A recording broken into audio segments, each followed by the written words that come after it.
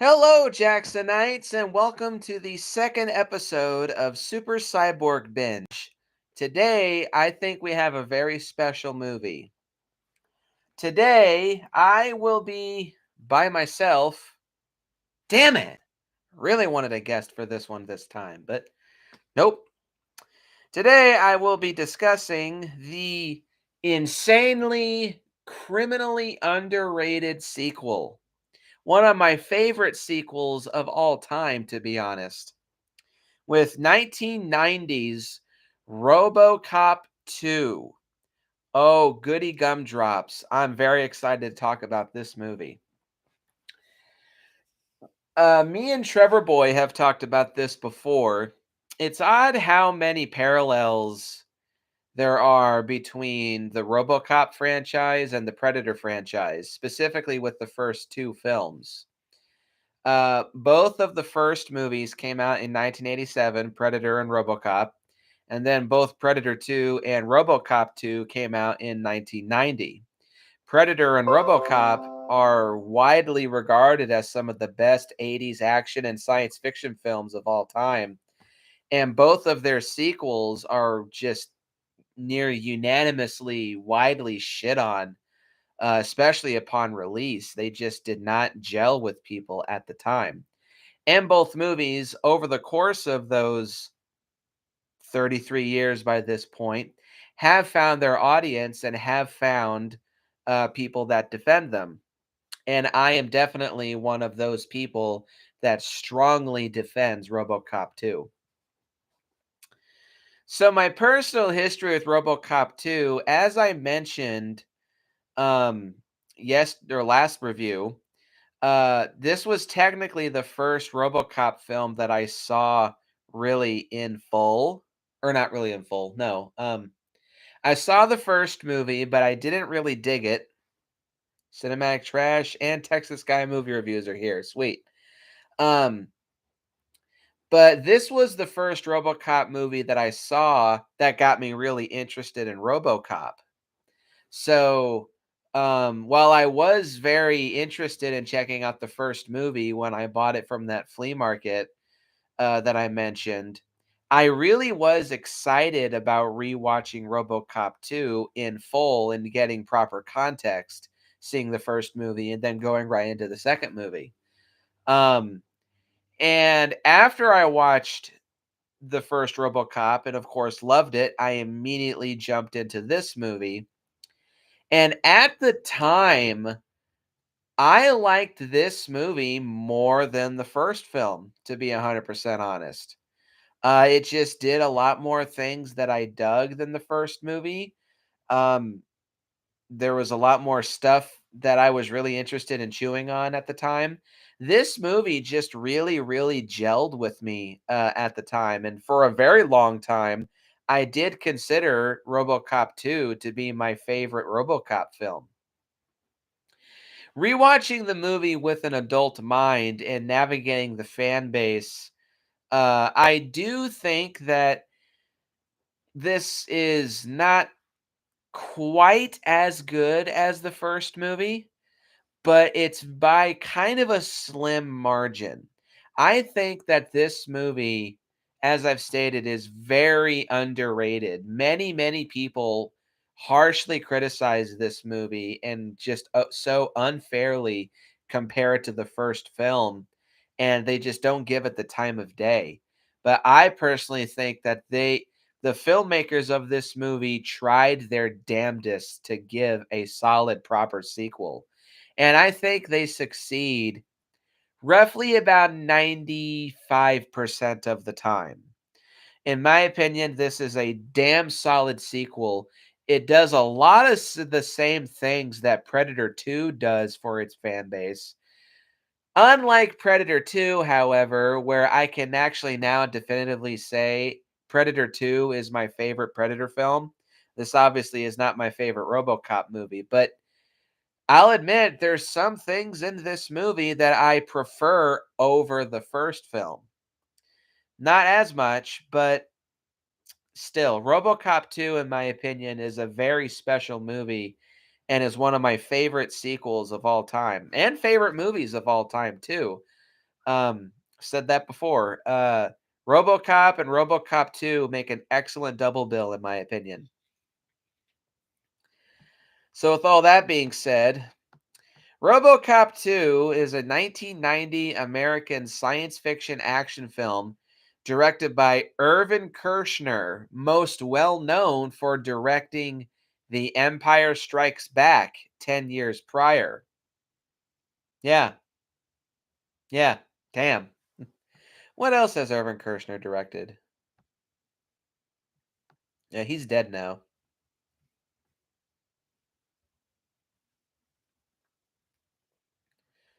Ah, he also directed Never Say Never Again, which is a James Bond movie.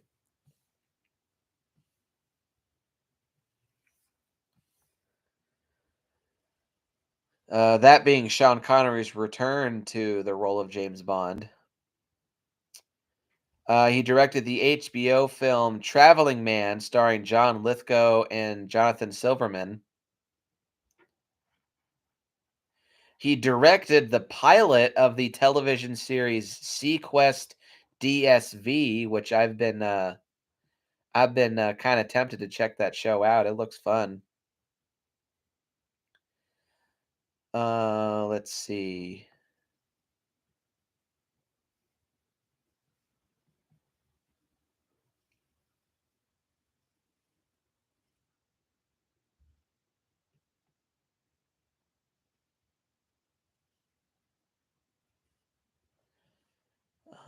Oh, he turned down a chance to direct Return of the Jedi. Damn.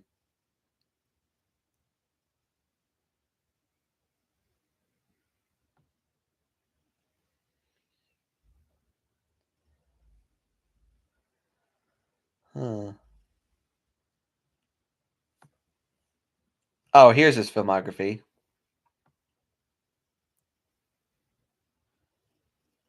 He didn't direct that many movies, surprisingly.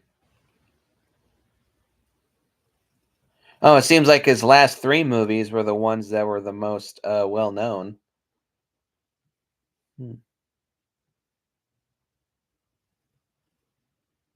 Anyway, so back to RoboCop 2. Yeah, it was directed by Irvin Kershner and it was written by legendary comic book writer Frank Miller and Wallen Green. I don't know who that is. It stars Peter Weller once again reprising his role as RoboCop, Nancy Allen, Dan O'Herlihy, and Belinda Bauer, Tom Noonan, and Gabriel Damon. It is the sequel to the 1987 film RoboCop and the second entry in the RoboCop franchise. Unfortunately, it was the last to feature Peter Weller as RoboCop, and it was the last film that Irvin Kershner directed before his death in 2010. Set in a dystopian Detroit, the plot follows RoboCop as he becomes embroiled in a scheme made by Omni Consumer Products to bankrupt and take over the city while also fighting the spread of a street drug and its gang of dealers led by Kane, played by Tom Noonan. The film was shot on location in Houston, Texas. Man, it's no wonder why Trevor Boy likes this movie. While receiving mixed reviews, the film received attention in 2013 from news media due to its plot predicting Detroit filing for bankruptcy in its future. Damn. Jeez. The city of Detroit, Michigan filed for Chapter 9 bankruptcy on July 18th, 2013, being the largest municipal bankruptcy filing in U.S. history by debt, estimating at a whopping 18 to 20 billion dollars. Jesus. Dude, a lot of corruption. I wish Johnny Boy was here to explain that. RoboCop 2, despite the mixed reviews, was nominated for 3 Saturn Awards, including Best Science Fiction Film, Best Performance by a Younger Actor, and Best Special Effects for Phil Tippett, Rob Bottin, and Peter Curran. Deserved. I don't think it won those, but still. The plot of RoboCop 2: in the near dystopian future, Detroit is close to bankruptcy after failing to pay off its debts to conglomerate Omni Consumer Products.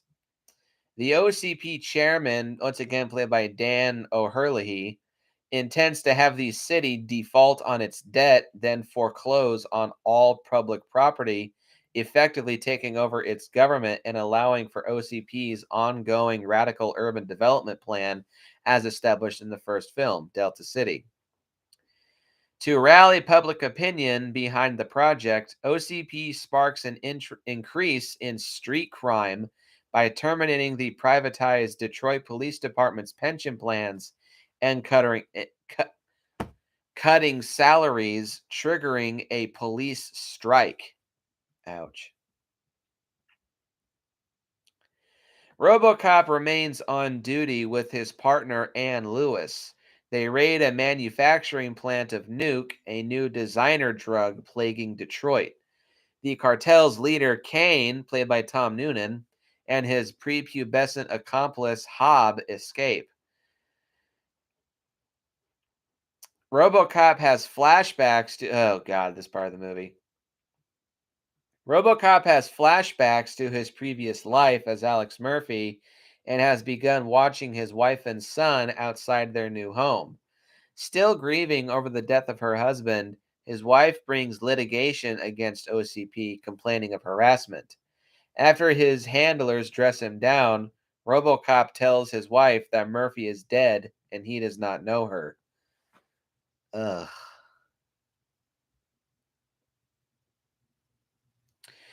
OCP struggles to develop a Robocop 2 project, a police droid fitted with the brains of legally dead police officers, intended for mass production to replace the striking police force.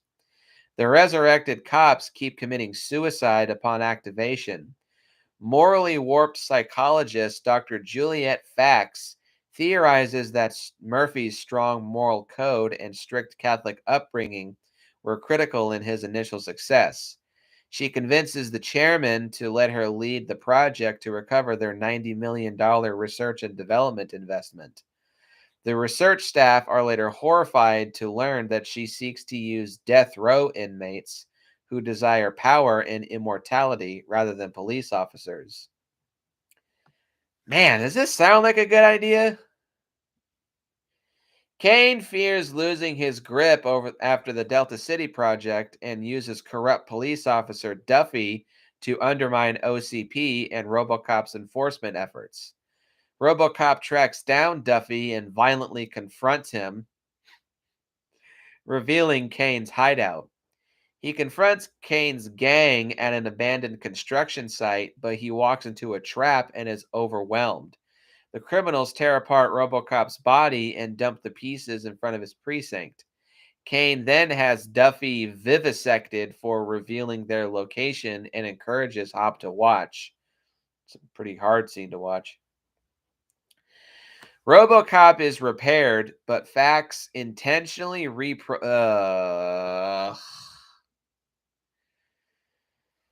Fax intentionally reprograms him with new and softer directives with the approval of the OCP board of directors that severely impede his ability to perform his duties so that her project can be selected. Robocop eventually clears these by shocking himself with a few million volts and rebooting his system, a la Terminator 3. Murphy motivates the striking officers to aid him in raiding Kane's hideout. As Kane tries to escape, Robocop wounds and incapacitates him. Hobb escapes and takes control of Kane's drug empire. Believing she can control Kane via his nuke addiction, Fax selects him for the Robocop 2 project and disconnects his life support system. Surgeons place his brain in a heavily armed robotic body, essentially kind of a souped up Ed 209 type body, and reactivates him.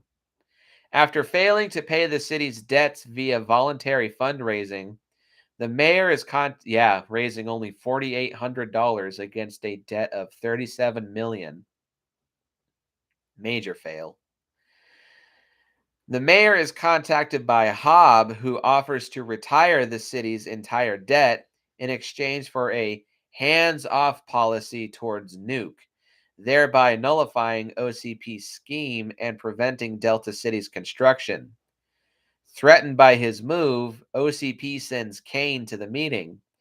Kane slaughters everybody but the mayor, who manages to escape. Robocop arrives to find a wounded Hobb, who identifies the attacker before dying. The chairman presents an unveiling ceremony for Kane and Delta City, their redevelopment plan. Then he presents a canister of nuke, and Kane's uncontrollable addiction causes him to disobey his programming and murder many civilians and police officers. Robocop arrives and fights Kane, and their battle extends to the street. Robocop recovers the nuke canister, and Lewis uses it to distract Kane, leading Robocop to leap onto Kane's back, shooting through his armor, ripping out his brain, and smashing it onto the ground, ending Kane's rampage. The chairman and Johnson decide to use Dr. Fax as the scapegoat for Kane's attack. I mean, it really was her fault. As Lewis complains that OCP is going to avoid accountability again, son of a bitch, he's getting away again. Robocop insists that they must be patience, Lewis. We're only human. Thus ending the movie. So what do I think of this plot? It is pretty damn awesome in a lot of areas. Similar to Predator 2, it does a lot of the same things. It adds more context to its universe's mythology. It feels like a natural continuation, for the most part, of its predecessor's story. It Because it features a lot of the same cast and crew members, it does feel like a true follow-up to the first movie. And because of Irvin Kershner's direction, heavily um, emulating Paul Verhoeven's style, it truly does feel like the second part of a RoboCop story. Um, it does have some areas where it kind of falters, but for the most part, I think the story for RoboCop 2 is pretty damn awesome. This movie does a lot of things right, in my opinion, more than it does wrong. Way more than it does wrong, in my opinion. But again, it has a couple problems, mainly in terms of its story and maybe a little bit of its script. Um, it just kind of feels like there might have been a one cook too many in the kitchen. I think Frank Miller, no, I just think Frank Miller should have been the one to write this movie, but still, this is a damn solid story and a damn fine sequel, in my opinion. So, with all that being said, well, before we begin, a word from our sponsor.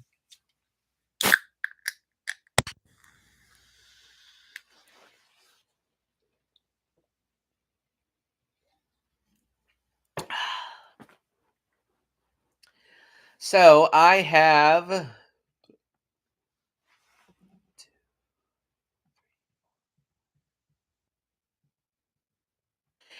10 pros yet again. Pro number one is, of course, Robocop himself once again. Uh, Characterization wise, he has a major flaw, and it's not Peter Weller's fault, thankfully. But um, yeah, character wise, he's got a major flaw, which I will talk about later. But just as a badass cyborg cop going around kicking ass, RoboCop is a ton of fun to watch in this movie. As Decker Shadow, I think, summed it up, if you just want to watch 2 hours of RoboCop doing cool shit, this movie's got you covered. And yes, I 100% agree. If you do want to watch this movie just to watch RoboCop go around and do cool shit, you will be very, very satisfied because RoboCop is just on the top of the world in this movie. He is a complete unstoppable juggernaut throughout a good chunk of this movie. He's just going around blowing people to smithereens, tearing down buildings, tearing people apart, and just being a badass, unstoppable force through a good chunk of this movie. It is a shit ton of fun to watch. And thankfully, Peter Weller, of course, did return to play Robocop, and he does, for the most part, again, do a very phenomenal job. His body language and his mannerisms are pitch perfect. His robotic movements, I think, are improved over the last movie, which I think that would make sense given this movie's universe. I think as time went on, Murphy would have adapted to his new body and he would have learned to be a bit more, because RoboCop is just a little bit more agile and a little bit more quick on his feet, and he thinks quicker on his feet too, which is nice. That again feels like a natural continuation. It's only natural that um, RoboCop would learn how to work around his disadvantages and turn them into advantages. Because again, he is just a total badass in this movie. He's so fun and so awesome to watch. I love it. It's great. He doesn't have a whole bunch of dialogue in this movie, which that's again ties into this movie's biggest problem. But he does still have a lot of really good lines and a lot of really funny lines, which I'll talk about later. And I already said this, but once again, Peter Weller does do a phenomenal job playing RoboCop. In terms of acting, I would probably say that Peter Weller's best scene is when he discovers Hobbs' body before he dies. RoboCop heads to the hideout where Kane attacked Hobb and the mayor and the drug dealers. Kane's long gone, but he's skulking around with his gun. Then he hears Hobb like moaning in pain in an armored truck. He comes across Hobb, and instead of reacting angrily because Hobb did have something to do with tearing him apart earlier in the film, he simply just says, "Lie still." He says, "I'm cold." And then he says, "You're going into shock. I will call for a medical emergency unit." Hobb grabs his hand right before he's about to leave and says, "No, don't go. Don't leave me." "I won't leave you." "Who did this?" "It was big, bigger than you.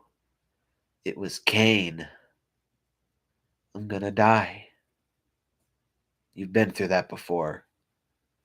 It really sucks." And then all RoboCop says is, "Yeah." Says it says it softly, and as Hop dies, he lets go of his hand slowly, and the look on even though RoboCop has his helmet on, you can still tell that he has a like his body language and his facial expressions just in his mouth. You can tell that he's pretty solemn, and he's even though this kid is a terrible little bastard throughout a good chunk of this movie, you can still see a little bit of empathy in Peter Weller's performance. So good on Peter. This if this was his last, obviously it was, but this was to be his last time playing RoboCop. He still did a great job in my opinion. So good on you, Mr. Weller. Speaking of which, pro number 2 is Kane slash RoboCop 2 himself, or Robo Kane, as people like to call him. I don't know if that's an official title, but I have heard the title Robo Kane being thrown around. But specifically talking about Kane, Kane is played by Tom Noonan. Tom Noonan is an American actor, director, and screenwriter, best known for his role as Francis Dollarhide in the film Manhunter, Frankenstein's monster in The Monster Squad, and Kane in RoboCop 2, the Ripper in Last Action Hero, and Sammy Barnathan in Sindochi, New York. And also Reverend Nathaniel in the show Hell on Wheels. My mom really likes that. He's also a writer and director of both theater and film. I think he's directed a lot of TV over the years. Um, for a lot of his early career, Tom Noonan, uh, at a whopping 6'5", his imposing presence led him to be typecast as villains. Robocop 2, Last Action Hero, Manhunter, and The Pledge. It was also used for comic effect in The Moving Finger, the series finale of the horror anthology Monsters. Several of episodes of that show he also directed and wrote. Let's see. What did he did an episode of Tales from the Dark Side, an episode of The Equalizer. He wrote and directed 2 episodes of Monsters.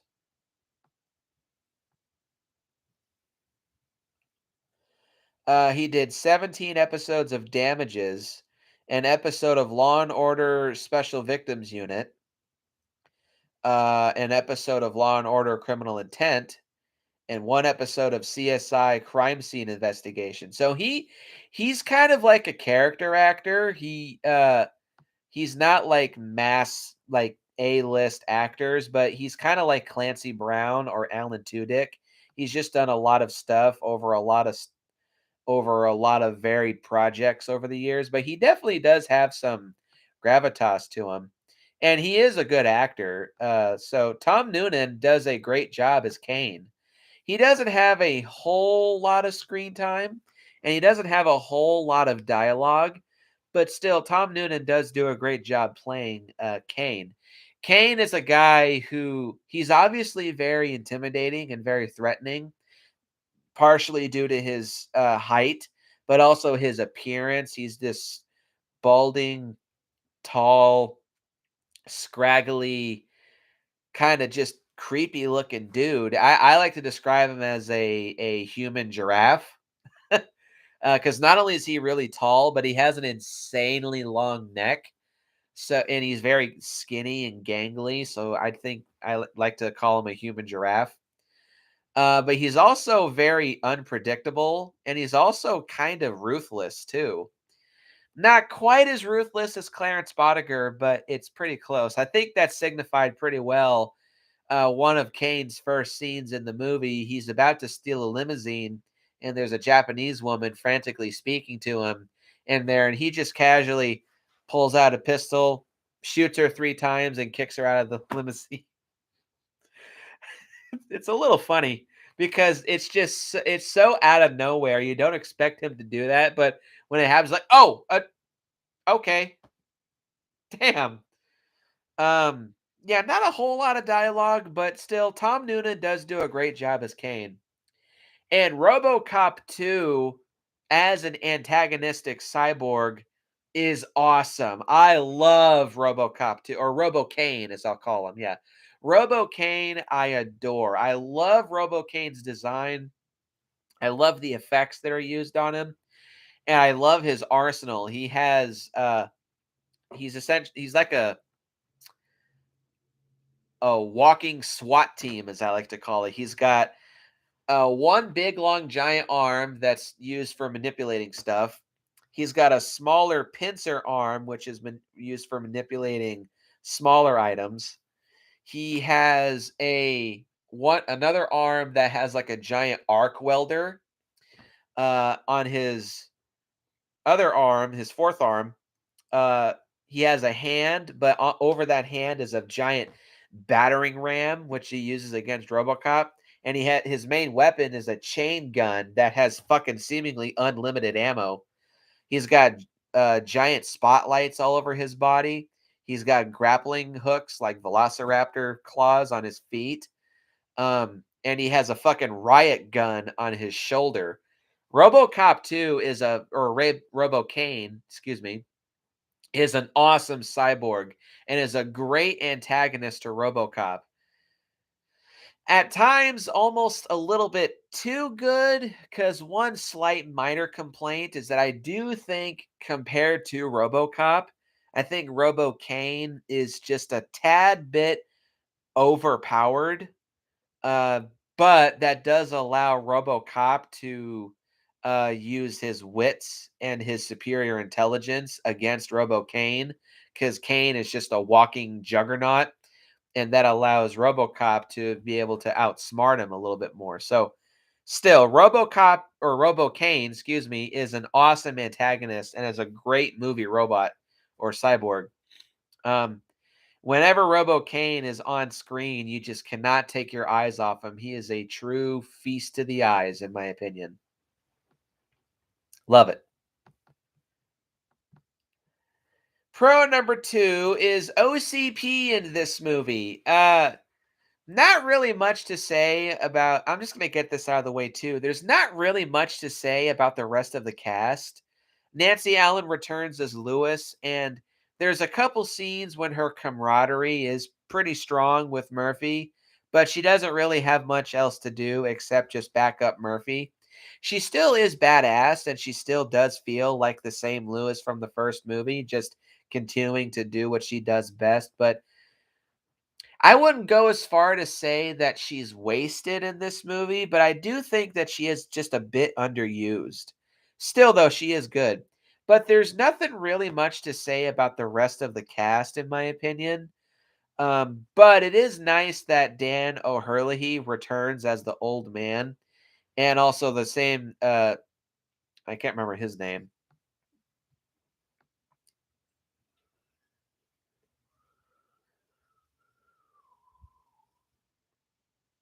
Uh, Donald Johnson. He also returns from.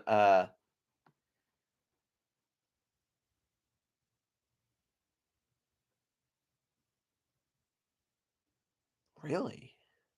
Gabriel Damon voiced Littlefoot in The Land Before Time. The fuck? Anyway, yeah, Felton Perry also returns as Donald Johnson from the first RoboCop, though he's not on screen very much either. But still, it's nice that that also helps with the continuity and making this feel like a true sequel. But um, some have said that it's a bit of a shame that the old man's character is so different from the first movie. He's just an evil, corrupt. He's essentially like Diet Dick Jones in this movie. But I don't really think that's such a bad thing because even though uh he was a lot less unlikable than Dick Jones in the first movie, I still got the sense that he really wasn't the best of dudes because all he had to say about Mr. Kinney's death at the hands of Ed 209 in the first movie is, "I'm very disappointed." Like he wasn't even remotely outraged about the death of Mr. Kinney at the hands of Dick Jones's pet project. He treated it like a minor inconvenience. So and Connell or not Connell, he plays Colin Cochran, but Dan O'Hurley, he is good at playing villains. He's probably the best thing about Halloween 3 as Connell Cochran. So he's good at playing villains. He's fun to watch here. He is a very slimy and kind of a big scumbag. He's very egotistical and very smug and stuck up. So he's still fun to watch. But OCP as a company in this movie, it's almost kind of comical how over the top OCP is as an evil organization. At this point, they're not even trying to hide the fact that they just want to take control of Detroit for themselves purely for profit. As their name suggests, as I should have pointed out last time, omni consumer products. They want to consume all, maybe not all of the world, but simply or surely and obviously all of Detroit. So yeah, I like OCP as a villain in this movie, and it just continues to go even further downhill in the third RoboCop film. But more on that some other time. But yeah, still I like OCP in this film. Excuse me.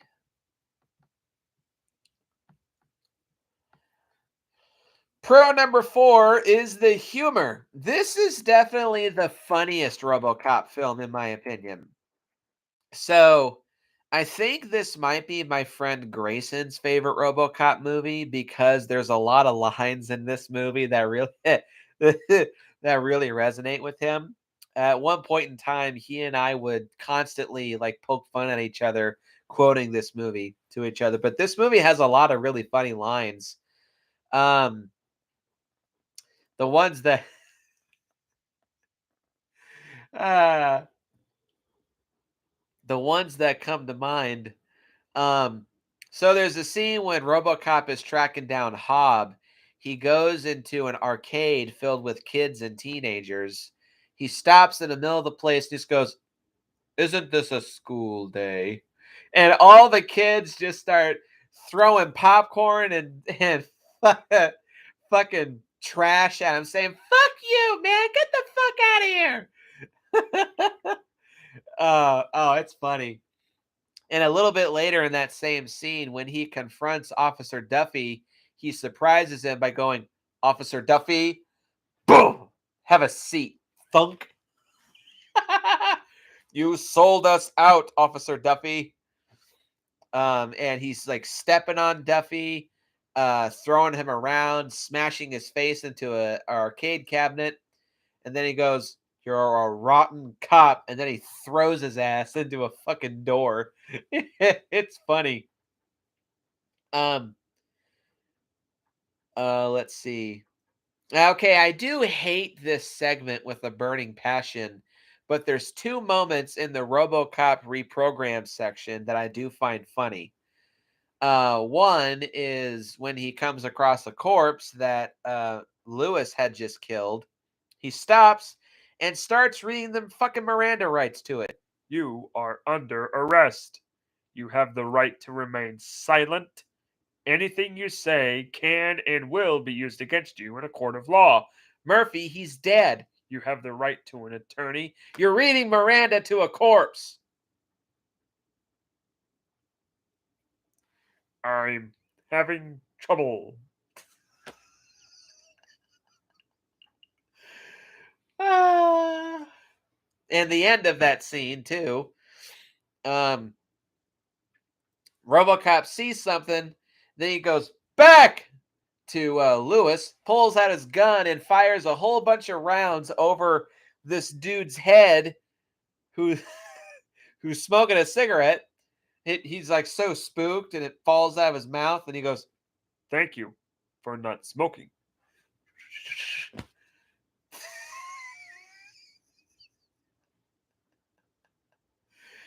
Ah, that's funny. Thank you. Thank you for not smoking. That's funny. Yeah, this movie has a lot of really humorous moments, way more than the first movie, in my opinion. The first one has its moments that are funny, but I definitely think that the director was trying to have a more tongue in cheek sense of humor with this movie, and I think he succeeds. Speaking of which, pro number five is the satire in this movie. It does emulate Paul Verhoeven quite a lot. There's not as many fake commercials as the first movie, but it still does feel like a big satire on consumerism and commercialism. Like how this movie advertises something called Magnavolt and Sunblock 5000. And both of these products are obviously very harmful for consumer use. Magnavolt is an anti thief car system that electrifies somebody if they try to steal your car. And Sunblock 5000 blocks out sun, but there's a title card in the ad that clearly states frequent use will cause skin cancer.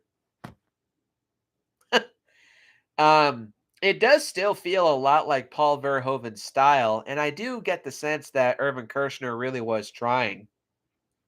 So yeah, the satire is not quite as in your face, and it's not quite as cleverly subtle as the first movie, but it does still feel very similar to the first movie in a good way, in my opinion. So good on that. Pro number six. This movie has a much larger budget, and it looks like it has a much larger budget. It's much more polished, it's much cleaner and smoother, and it's also way more ambitious. This movie was not quite as successful as the first movie, making only $45.7 million, but against a $25 to $30 million budget. Not to say that the first movie feels like cheap or well, no, I wouldn't say it feels restrained, but you can tell that it cost $13 million. By no means a small budget, but still there's aspects of the first RoboCop that still feel kind of prototypey, mainly in its effects that are kind of rough around the edges, as I stated last time. But here, they obviously had a lot more money to play around with this movie, and it shows, in my opinion, that, like I said, everything looks cleaner. The effects are more top notch. The production design is more top notch. The cinematography and editing is more top notch. The effects just overall are not to talk about them, but I will soon, are just really fucking good in this movie. Overall, this movie looks like it had a much bigger budget. And, Irvin Kershner is the type of guy that, knows how to work with a big budget and make something look good, a la Empire Strikes Back. So, yeah, this looks like it had a bigger budget, and it shows, in my opinion. It shows very well. One aspect of that bigger budget, too, at least in my opinion, is RoboCop's suit, which I forgot to mention. Talking about RoboCop, I love RoboCop's suit in this movie. It's the same design, but it has a different color scheme. I do think it was an entirely new suit. It looks, for the most part, it looks bulkier, but at the same time, it looks a little bit more wieldy than it was in the first movie, or maybe just because Peter Weller was used to playing RoboCop by this point, but still. I love the color scheme of RoboCop's suit in this movie. In the first movie, it was a very dull metallic blue color with some black parts to it.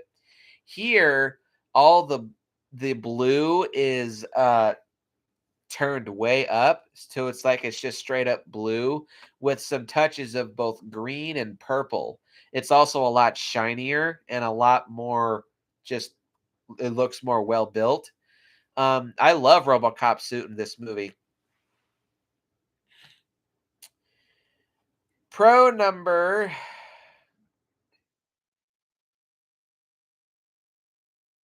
Oh, wait, what? One, two. Okay, yeah. Pro number 7. This movie is still pretty damn violent. I saw one reviewer say that this movie is much more tame than the first movie.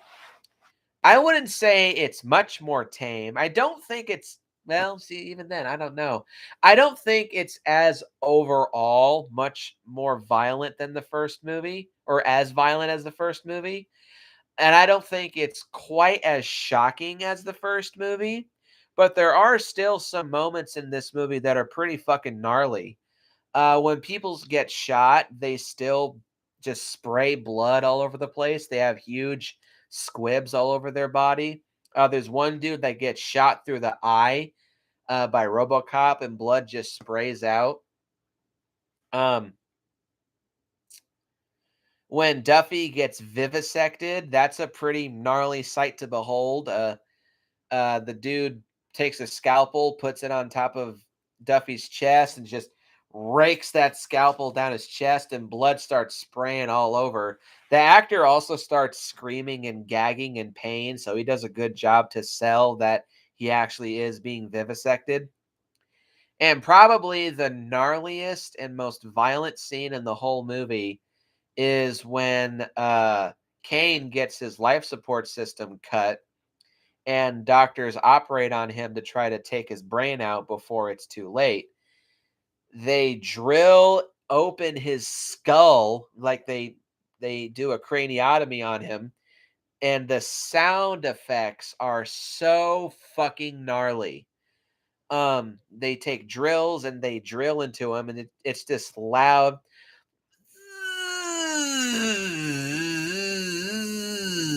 And while that sound is going off, you hear this nasty, sharp, crackling, bone crunching sound, literally, and it sends chills up your back. It's that cringy sounding.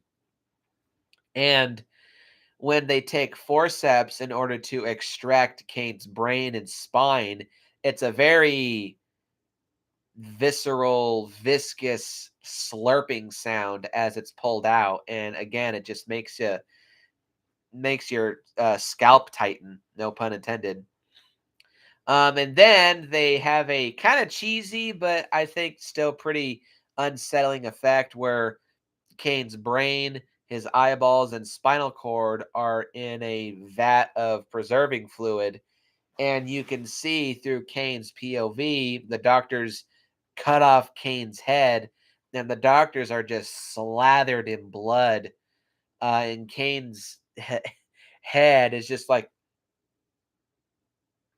so it's a little comical, but it's also just a little unsettling. Like, oh my god, he's literally watching people cut his own head off. Ouch. Reminds me of an episode of Thousand Ways to Die.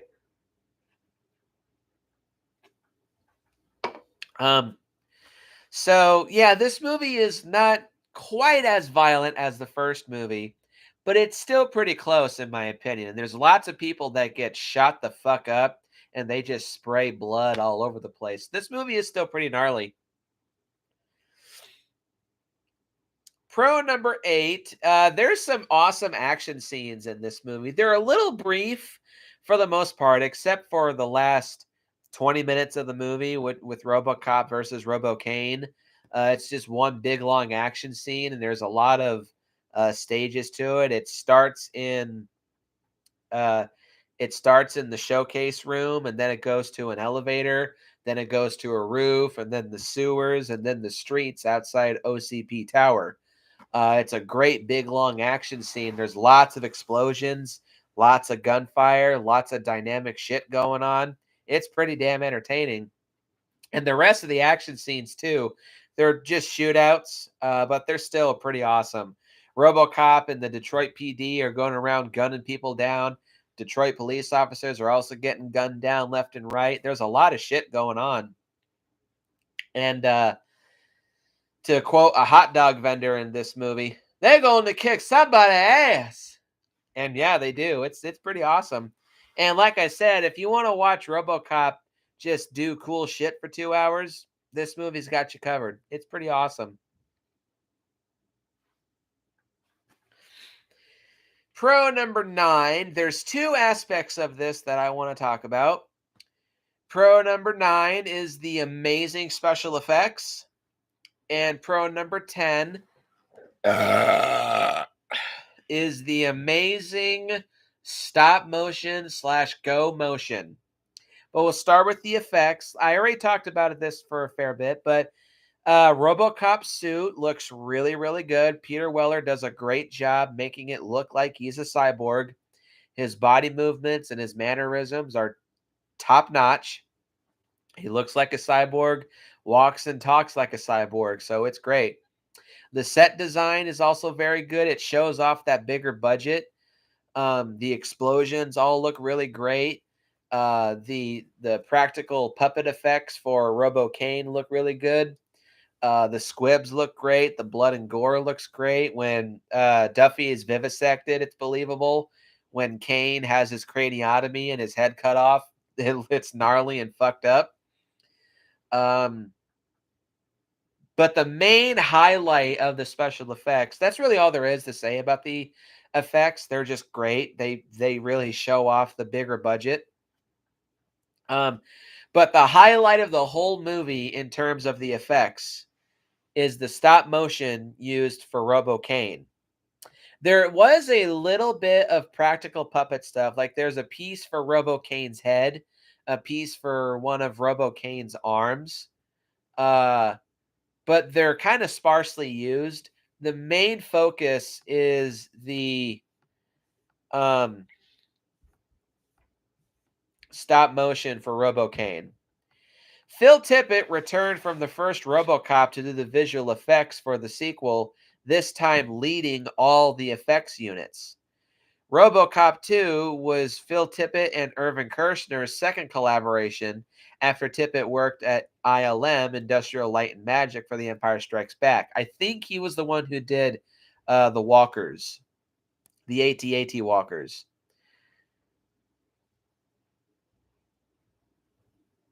Most of the RoboCop 2 design was done while Hunter was signed as director. I don't know who Hunter is. RoboCop suit designer Rob Bottin, although not overseeing the process like in the first film, returned to produce a new suit for the second film. The first suit was dark chrome using metal flake and various green, purple, and gold colors to create a look made iridescent and steel like. However, since Mark Irwin replaced Jost Vacano for cinematographer and used conventional lighting, the second film suit, although using a black base like the other suit, looked light blue, so iridescent colors were more directly applied with powder. Stop motion and computer animation was used for the final showdown between the Robocop and Robo Kane characters. So there's not very much said about the stop motion.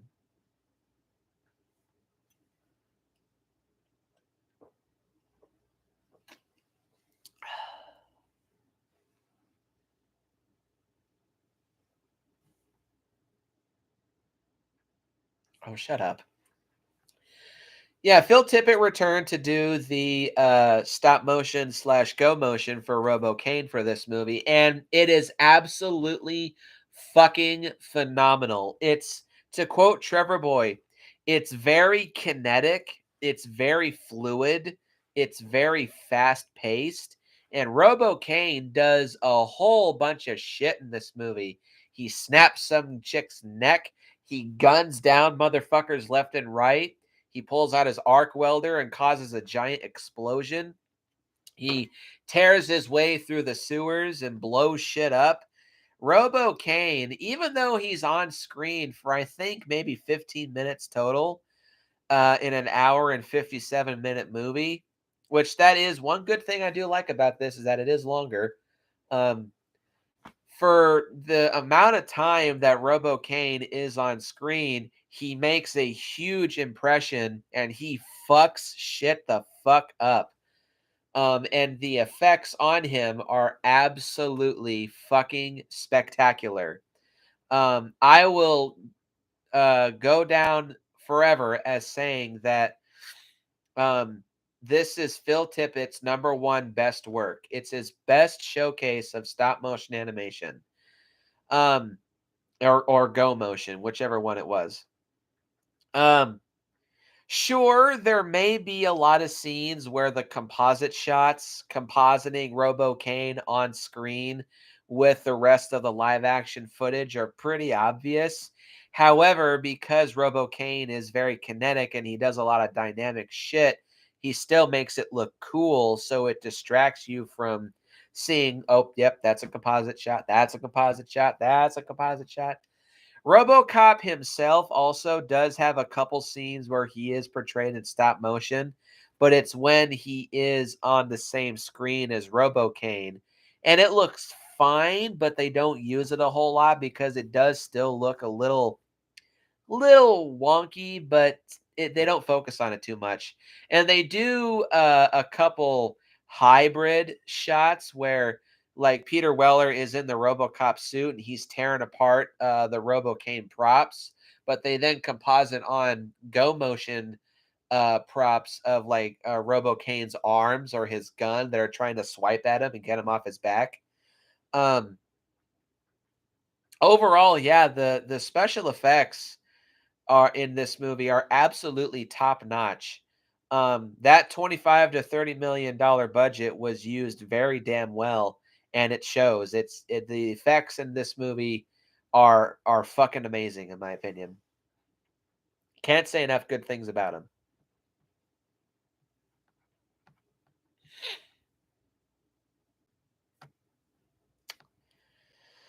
Okay, so with all of these great things to say about RoboCop 2, I unfortunately have I have some cons. I have 4. I do have, though, one mixed element, and that's the character of Dr. Juliet Fax. The actress does a good job playing her as this completely egotistical, completely out of touch with reality, crazy, stupid, greedy bitch. So she does a good job playing her, but my God, is her character frustrating. Mainly just because her plan is completely batshit insane and it makes zero sense. Mainly because, like, why the fuck would you think it's a good idea to use a criminal as a cyborg? That's literally like giving a serial killer access to an atomic bomb. Like, what the fuck? And it kind of undermines OCP as a villain too, because this chick's plan is obviously just batshit insane, and it makes them look like idiots for not clearly seeing your plan makes no sense. Your plan will not work whatsoever. I could bet money that this will blow up in your face. And it does, literally, with fucking sparks and flashbangs. Holy fuck, does it just go completely tits up. So, yeah, I'm very mixed on the character of Dr. Fax. The actress does a good job playing her, but her motivation makes zero sense and her plan makes zero sense. Even though she gives us a really cool robot still. What the fuck?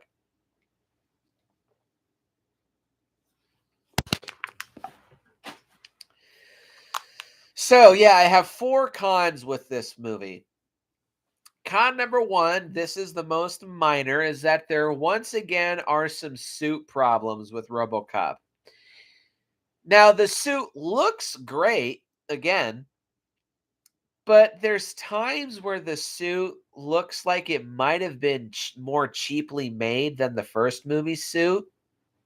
Mainly due to the fact how this is like really drives me nuts in this movie. There's lots of scenes where you can obviously tell that Robocop's gloves and the rest of the arms on his suit are not connected, because you can see the inside bodysuit piece, because there's a huge gap between the gloves and the sleeves on Robocop's suit as Murphy bends and moves his arms all over. You can obviously see so many gaps in his suit.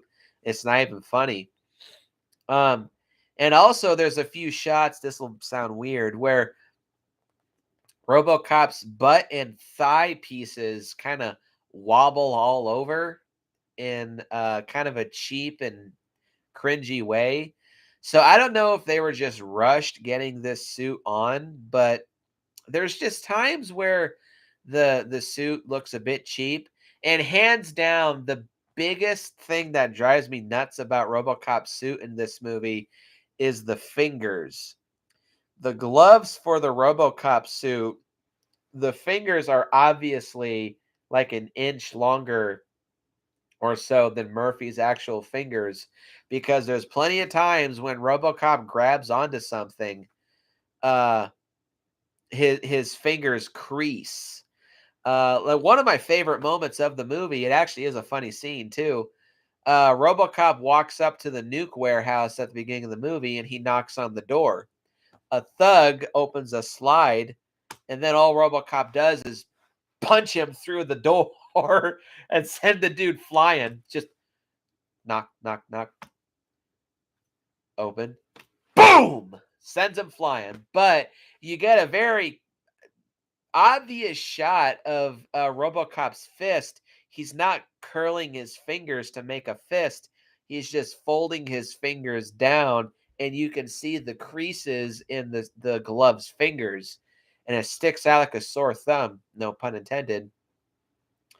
But the worst scene is when Robo-Kane sparks an explosion with his arc welder.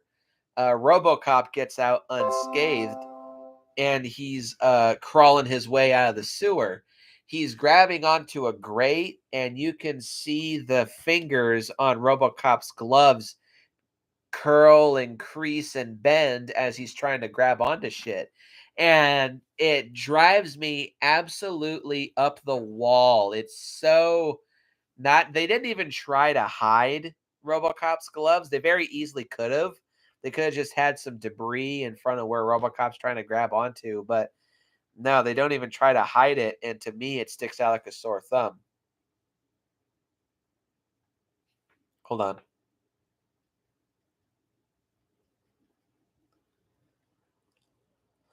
Hold on. Sorry.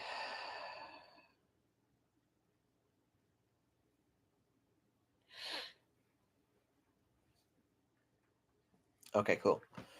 Um So yeah, major suit problems. I still love RoboCop's suit design in this movie. That there's just a couple chinks in the armor. No pun intended. Con number two, I don't really much care for the music score in this movie. The music for this film was done by oh shit, hold on. Damn it.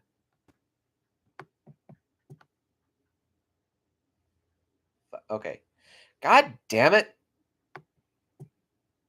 Fucking laptop is not cooperating. There we go. So the music was done by Leonard Rosenman. Um, he was an American film, TV, and concert composer with credits in over 130 works, including East of Eden, Rebel Without a Cause, Beneath the Planet of the Apes, really? And the animated Lord of the Rings movie, but he's obviously, or not obviously, but he's, I think, most well known for the music for Star Trek 4 The Voyage Home, which I do like that movie's music, but still. Uh so he has talent and he's a good composer. I just don't like the music in this movie. It's not Basil Palladoros's music. They don't use any music from the first RoboCop movie whatsoever in this film. The music sounds a lot more generic and it sounds nothing like the first RoboCop movie. It sounds just like a generic action movie. It doesn't even sound remotely sci-fi in my opinion either. It sounds more whimsical and lighthearted, and it kind of clashes with this movie and its gruesome moments.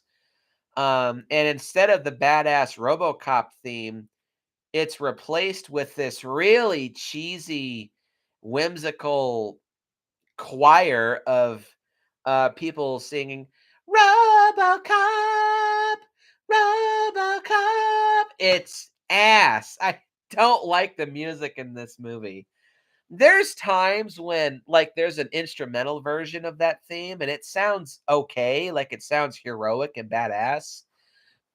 And the theme music for Robo-Kane is also pretty good. It's very imposing and it just sounds like music that would play when a big threat shows up on screen.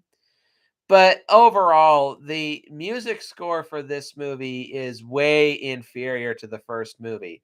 That's actually one thing that the third film does over this movie is that brings back Basil Palladorus, or at least brings back a lot more of his music. But yeah, I'm not a huge fan of the music in RoboCop 2. Now these next two cons are pretty severe. Con number 3 is all the reprogrammed RoboCop sections. I can't stand these scenes now as an adult.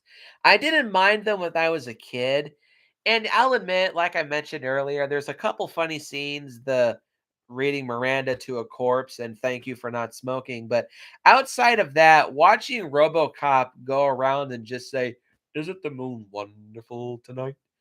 Oh my. This isn't very nice. Bad language makes for bad feelings. Waste is haste. Good morning!" This brings the entire pace of the movie to a complete screeching halt. Like I stated in my 31 on 31 video with Trev, I would have much rather they just cut this scene completely like to its knees. Just have the gang tear apart RoboCop, then have him be rebuilt, and he takes a little bit of time to like upgrade and uh improve himself, and then he comes back and kicks the shit out of Kane's gang. Had they cut out all these RoboCop pre-programmed segments, the pace would have been much stronger, and it would have cut out about 15 to 20 minutes of footage. So it would have been this roughly the same length as the first movie, and that would have even more so made this a perfect double bill with the first RoboCop film. But I hate these fucking reprogram sections. Lots of people do like these scenes and think that they're really funny. Cool. I don't. I can't stand them. Just take them out. Every time I watch this movie, even on my last reviewing, I skipped over them. I just cannot fucking watch them as an adult. They're so damn stupid. But hands down, the biggest problem with RoboCop 2 is how it handles RoboCop's character progression. I call it the RoboCop reset button. You definitely could tell by the ending of the first movie that RoboCop had regained a lot of Murphy's personality. Like he got a lot more of his mannerisms. He stopped talking in the cybernetic monotone voice. And you could tell that obviously, like, this isn't RoboCop. This is Murphy in RoboCop's body. It's no longer just a blank slate with Murphy's face on it. This is Murphy. But at the beginning of this movie, they completely bypassed that character arc. They completely bypassed that character progression, and they regress his character back to just being the I'm sad cyborg. Now, thankfully, because RoboCop is still a walking tank juggernaut throughout the rest of this movie, that at least is fun to watch. But also because they hit the reset button on his character, his family coming back in this movie feels very isolated and pointless.